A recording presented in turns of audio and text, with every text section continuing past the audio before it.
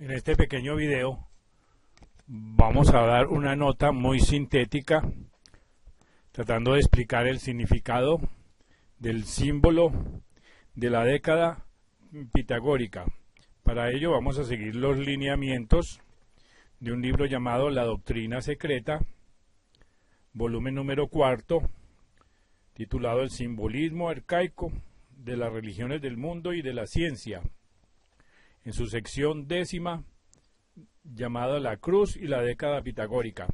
Este libro, como todo el mundo sabe, fue escrito por la señora Elena Blavatsky, quien fundó la Sociedad Teosófica, que es una sociedad destinada al estudio comparado de las filosofías del mundo y cuya función principal es dar las claves para la decodificación de los símbolos de los libros sagrados y simbólicos, por supuesto. Ella al principio de esta sección da un poco de historia sobre la numerología y luego da unos pequeños indicaciones sobre el significado de cada uno de los números. La sección es muy amplia, pero aquí vamos a tratar de resumirla. Y dice así la señora Blavatsky: los primeros gnósticos pretendían que su ciencia, que era la gnosis, se basaba en un cuadrado, cuyos ángulos representaban respectivamente el silencio, el océano, la mente, o sea, el alma universal, y la aletheia, que era una palabra que significaba la verdad. Para ellos, dice la señora Blavatsky, todo el universo metafísico y material estaba contenido y podía expresarse y describirse por los dígitos que encierra el número 10, o sea, la década pitagórica. Esta década, que representa el universo y su evolución desde el silencio y los abismos desconocidos del alma espiritual, o anima mundi, presentaba dos lados o aspectos al estudiante. Por un lado podría ser aplicada, y lo fue en un principio, al macrocosmo, desde el cual descendía al microcosmo, o sea, al ser humano, el hombre.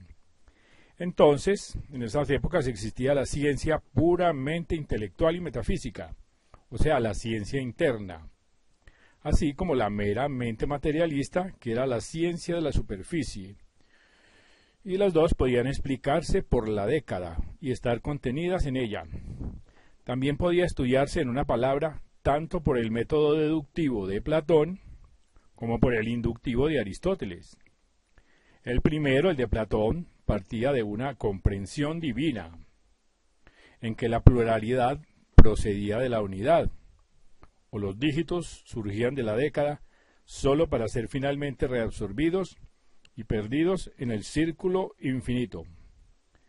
El último dependía tan solo de la percepción de los sentidos, en que la década podía considerarse bien como la unidad que se multiplica o como la materia que se diferencia, estando limitado su estudio a la superficie plana, o sea, a la cruz, o a los 7, que proceden a los 10, o el número perfecto, tanto en la tierra como en el cielo. Este doble sistema fue traído por Pitágoras de la India a Occidente, juntamente con la década, que era el mismo de los brahmanes e iranios, según lo llaman los antiguos filósofos griegos, y nos lo garantiza toda la literatura sánscrita, tal como sean los Puranas y las leyes de Manú. En estas leyes o mandamientos de Manú se dice que Brahma creó primeramente a los 10 señores del ser, o sea, los 10 fuerzas creadoras, las cuales 10 producen otros 7 Manús, o más bien, según lo exponen algunos manuscritos, Manín, que significa devoto, o seres santos, que son los 7 ángeles de la presencia de las religiones occidentales. Este misterioso número 7, nacido del triángulo superior, nacido este último de su propio vértice, o los abismos silenciosos del alma universal desconocida, es la planta séptuple o septaparma, nacida y manifestada en la superficie del suelo, procedente del misterio y de la triple raíz profundamente enterrada en aquel suelo impenetrable. Más adelante agrega: tenemos que hablar ahora de la lengua del misterio, la de las razas prehistóricas, que no es una lengua fonética, sino puramente pictórica y simbólica. En la actualidad, esta lengua solo es conocida completamente por muy pocas personas, pues hace más de 5000 años que se convirtió para las masas en una lengua absolutamente muerta. Sin embargo, la mayor parte de los sabios, gnósticos, griegos y judíos, la conocieron y usaron, aunque de muy diversa manera. Y presenta algunos ejemplos.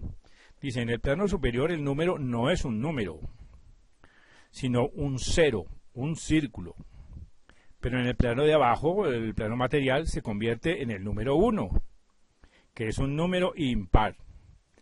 Cada letra de los alfabetos antiguos tenía su significado filosófico, su razón de ser y su número.